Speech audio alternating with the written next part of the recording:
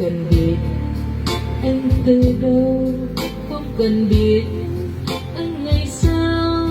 Ta yêu anh bằng mấy ngàn biển rộng, ta yêu anh qua đông tận ngày tận, yêu anh nhiều vùng trời mênh mông.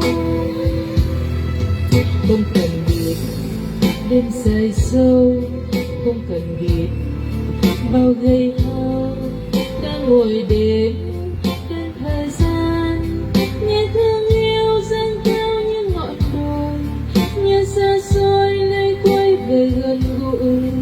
Yêu anh khi chỉ biết đó là anh.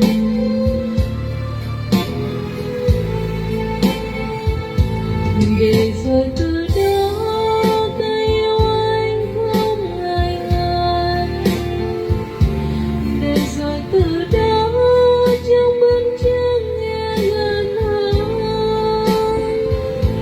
Một ngày lại đến trái tim ta dại buồn, rồi từng chiều lên mang nỗi buồn vô biên.